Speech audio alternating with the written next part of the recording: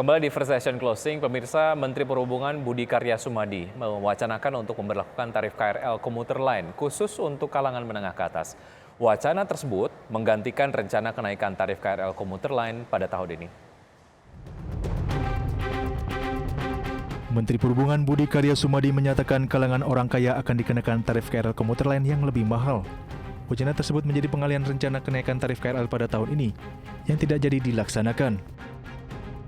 Budi Karya mengatakan alih-alih menaikkan tarif KRL komuter lain untuk seluruh pengguna, Kementerian Perhubungan akan mengatur tarif yang lebih mahal hanya bagi penumpang dengan kemampuan finansial yang lebih tinggi. Sebelumnya, Kementerian Perhubungan pernah menyatakan akan menaikkan tarif tiket KRL menjadi Rp5.000 untuk perjalanan sepanjang 25 km pertama. Kemudian tarif lanjutan 10 km berikutnya tetap di angka Rp1.000. Namun rencana kenaikan tarif tersebut juga dibatalkan oleh Kementerian Perhubungan.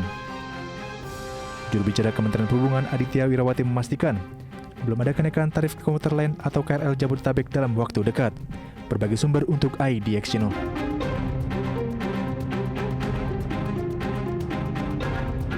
Ya, pemirsa, baru-baru ini pemerintah pusat melalui Kementerian Perhubungan memang sempat menyampaikan rencananya untuk menerapkan subsidi silang dalam tarif kereta rel listrik Jabodetabek. Menteri Perhubungan Budi Karya Sumadi mengatakan jika hal ini ditujukan agar subsidi yang diberikan oleh pemerintah kepada pengguna KRL lebih tepat sasaran. Dirinya juga mengatakan pihaknya berdiskusi dengan Presiden Joko Widodo untuk memilah-milah kategori masyarakat yang lebih berhak mendapatkan subsidi tarif KRL. Dengan demikian, masyarakat yang memiliki kemampuan finansial lebih baik akan membayar lebih besar dari tarif normal KRL. Menhub menyampaikan skema yang tepat diberlakukan untuk membuat subsidi lebih tepat sasaran. Caranya antara lain dengan menerbitkan kartu baru. Kartu tersebut dapat membedakan profil penumpang KRL termasuk penerapan harga. Dan diketahui selama ini tarif penumpang KRL masih disubsidi oleh pemerintah. PT Kereta Komuter Indonesia mencatat pada tahun 2021 misalnya, jika realisasi subsidi tarif pengguna KRL dalam bentuk Public Service Obligation mencapai Rp2,4 triliun. Ide subsidi silang dinilai Kemenhub dapat menolong yang lemah dengan menyesuaikan biaya perjalanan. Direktorat Jenderal Perkeretaapian Kementerian Perhubungan Rizal Wasal menjelaskan jika penumpang dengan kategori mampu akan membayar sesuai dengan tarif KRL yang sebenarnya, yakni mencapai Rp10 hingga Rp15.000. Wakil Presiden Republik Indonesia menyatakan jika gagasan tarif khusus KRL komuter lain untuk golongan mampu akan didahului dengan uji coba untuk mengevaluasi jika ada kekurangan tertentu sebelum skema tersebut diterapkan. Satu sisi, Kementerian Perhubungan juga masih menimbang-nimbang data apa yang akan menjadi dasar pembeda antara penumpang. Lantas sejauh apa respon yang sudah bermunculan dari berbagai kalangan di masyarakat terkait skema tersebut? Berikut tayangannya untuk Anda.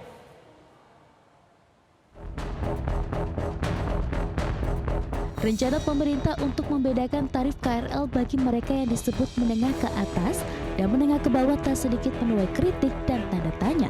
Banyak yang meragukan cara pemerintah untuk membedakan si kaya dan si miskin di kalangan pengguna KRL.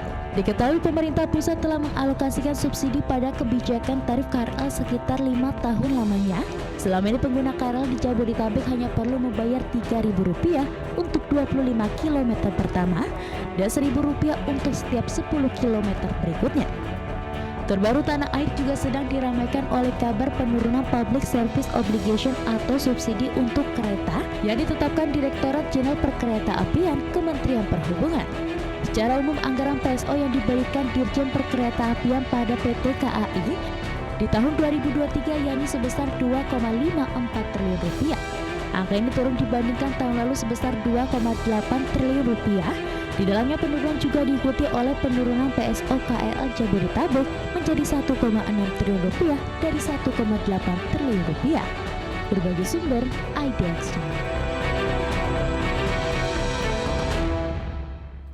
Ya, pemirsa, keputusan pemerintah untuk membedakan tarif KRL rupanya menjadi polemik tersendiri di tengah masyarakat. Meski kabar mengenai rencana perubahan skema tersebut disampaikan pada Desember tahun lalu, rencana ini masih juga menuai sejumlah kritik dan protes dari berbagai kalangan.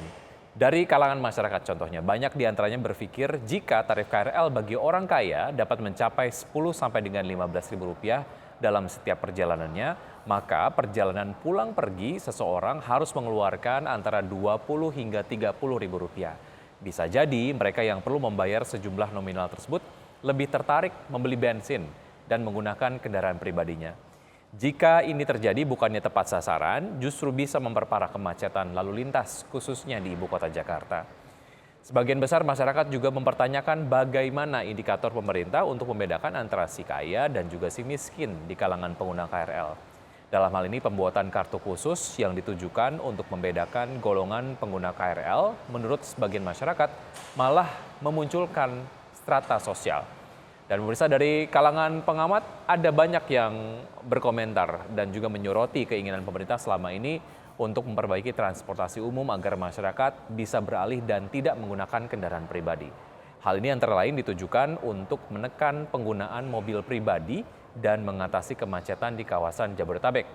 Maka wacana skema baru KRL ini dinilai berkontradiksi dengan harapan pemerintah saat ini untuk mengurangi jumlah kendaraan pribadi di Indonesia. Hal serupa turut disampaikan oleh Masyarakat Transportasi Indonesia atau MTI yang menilai rencana tersebut tidak tepat sasaran. Organisasi tersebut menyampaikan jika penumpang KRL setiap harinya baru mencapai rata-rata 800.000 penumpang per hari, di mana volume tersebut masih terbilang rendah jika dibandingkan dengan jumlah penumpang KRL pada periode sebelum pandemi COVID-19 yang dapat mencapai 1,2 juta orang penumpang setiap harinya. Sementara itu, pemirsa, Ketua Institusi Studi Transportasi Darmaning Tias menyampaikan kritiknya mengenai wacana pemerintah pusat untuk membedakan tarif KRL yang mampu dan yang kurang mampu. Menurutnya pemerintah perlu menentukan batas pendapatan untuk mengelompokkan masyarakat sebagai golongan mampu. Akan tetapi yang perlu diperhatikan adalah pihak yang memverifikasi pengelompokan tersebut dan bagaimana mekanisme verifikasinya. Adapun pemirsa, pandangan lainnya disampaikan oleh pengamat lainnya dari Universitas Katolik Sugiarpranata, Joko Setiowarno, yang tidak mempermasalahkan soal adanya pembedaan tarif KRL dalam skema yang baru. Hanya saja dirinya memusatkan perhatian pada beberapa hal. Joko menyebutkan ongkos naik KRL di Jabodetabek saat ini memang terjangkau, namun biaya layanan transportasi dari tempat tinggal ke stasiun dan layanan transportasi dari stasiun ke tempat tujuan masih lebih mahal. Menurutnya yang perlu diperhitungkan adalah agar ongkos total perjalanan dari rumah hingga ke tempat tujuan tidak lebih dari 10% penghasilan bulanan. Dan protes juga datang dari Wahana Lingkungan Hidup Indonesia atau WALHI DKI Jakarta yang menilai jika wacana kenaikan tarif transportasi umum KRL bagi golongan menengah ke atas dapat mendorong kenaikan beban polusi udara di Jakarta. WALHI berpandangan jika kenaikan tarif KRL ini dapat meluncurkan budaya enggan naik kendaraan umum dan memilih menggunakan kendaraan pribadi. Hal ini menjadi perhatian di tengah polusi Jakarta yang kini juga tengah menjadi masalah tersendiri bagi pemerintah. Menurut WALHI, seharusnya subsidi tiket KRL tidak hanya dipandang menyoal bantuan bagi masyarakat yang terkategori kurang mampu, tapi juga lebih kepada dukungan bagi pengguna transportasi publik. Hal ini telah berperan dalam menekan angka kecelakaan, kemacetan, polusi udara, dan emisi gas rumah kaca. WALHI juga menyampaikan jika organisasi tersebut menyarankan peran transportasi publik terus didukung melalui subsidi pengguna kendaraan umum.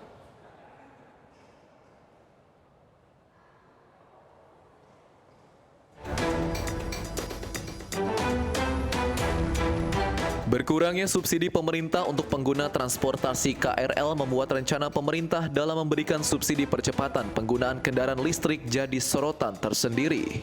Banyak kalangan masyarakat yang menilai jika insentif untuk kendaraan listrik senilai 5 triliun rupiah lebih baik digunakan untuk menambah subsidi perbaikan dan pembenahan transportasi umum baik di perkotaan maupun angkutan jalan perintis. Subsidi layanan transportasi darat dinilai masih perlu dikejar kuantitasnya, mengingat mobilitas masyarakat yang semakin meningkat dari waktu ke waktu. Adapun besaran subsidi bagi angkutan darat pada 2023 adalah sebanyak 5,6 triliun rupiah, di mana angka ini turun dari realisasi subsidi angkutan darat di 2022 dengan gap sekitar 2,8 triliun rupiah. Berbagai sumber IDX Channel.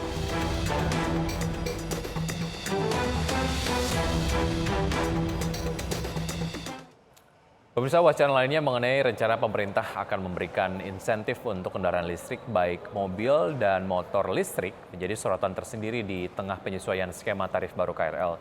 Diketahui pemerintah melalui Kementerian Perindustrian menyampaikan akan memberikan subsidi yang bervariasi untuk kendaraan listrik. Untuk mobil hybrid wacananya Rp40 juta dan untuk mobil listrik berbasis baterai mencapai Rp80 juta. Motor listrik Rp8 juta dan motor listrik hasil konversi sebesar Rp5 juta. Menteri Koordinator Bidang Perekonomian Erlangga Hartarto mengatakan pemerintah menyiapkan dana Rp5 triliun untuk subsidi kendaraan listrik. Dan tidak sedikit pengamat transportasi mengkritik rencana subsidi kendaraan listrik tersebut. Sebagian pengamat menyampaikan jika hal ini justru dapat menambah kemacetan dan angka kecelakaan lalu lintas. Pengamat berpandangan bahwa Kementerian Perindustrian seharusnya mendukung upaya pembenahan transportasi umum yang sedang dilakukan oleh Kementerian Perhubungan di kawasan perkotaan. Pembenahan ini juga dapat dilakukan dengan menggunakan bus listrik. Ketua Pengurus Yayasan Lembaga Konsumen Indonesia Tulus Abadi bahkan menyebut jika wacana pemerintah untuk membuat perbedaan tarif untuk penumpang KRL sebagai ide yang tidak masuk akal. Tulus menyebutkan bahwa subsidi pada angkutan umum yang sudah berlaku saat ini sudah sangat tepat sasaran. Dirinya lagi-lagi menyinggung mengenai subsidi kendaraan listrik yang secara konteks penggunaannya merupakan kalangan menengah ke atas. Dan ia juga menyinggung subsidi BBM yang diberikan pada kendaraan motor pribadi. Menurutnya subsidi yang diberikan pada transportasi umum tak sebanding dengan subsidi besar pada BBM dan kendaraan listrik lainnya. Perbedaan tarif seperti ini dinilai sebagai suatu kemunduran. Dan lebih lanjut, Walhi juga berpendapat daripada mencabut subsidi KRL bagi kalangan menengah ke atas, pemerintah sebaiknya mencabut subsidi kendaraan listrik pribadi. Selain tidak menjawab persoalan ketergantungan pada kendaraan pribadi, subsidi kendaraan listrik pribadi hanya akan menambah jumlah kendaraan di jalanan sebagaimana saat ini pengguna motor dan mobil di Jakarta sudah mencapai 20,66 juta unit jumlahnya. Dan di sisi lain, pemirsa, transportasi umum di Indonesia tentu tidak hanya diwakili oleh penggunaan KRL Jabodetabek. Sebut saja ada angkutan pengumpan atau feeder yang juga perlu diperhitungkan. Layanan transportasi First Mile sendiri belum banyak perubahan dan cenderung makin berkurang jumlahnya. Di tengah pro dan kontra mengenai perbedaan tarif dalam menggunakan transportasi umum, kebijakan serupa memang telah diterapkan di beberapa negara maju di dunia. Amerika Serikat memberikan diskon pada tarif KRL dengan kisaran 20% hingga 50% untuk warga berpenghasilan di bawah upah. Dan selanjutnya Inggris yang juga turut menerapkan tarif diskon 50% untuk penumpang dengan penghasilan menengah ke bawah. Sementara Italia memberikan tarif diskon 50% untuk warganya yang pengangguran. Singapura memberikan subsidi bagi lansia 25% dan 50% untuk disabilitas serta pelajar. Perihal rencana kebijakan perbedaan tarif pengguna KRL di tanah air sendiri sifatnya masih terus dikaji oleh pemerintah. Sehingga nanti mungkin outputnya ataupun mungkin hasil akhirnya betul-betul dapat mengakomodir berbagai macam concern yang ada di masyarakat, apakah itu dari pengamat lingkungan, pengamat transportasi, dan juga daya beli dari masyarakat sendiri. Dan bersama kami, usai jeda kami akan segera kembali.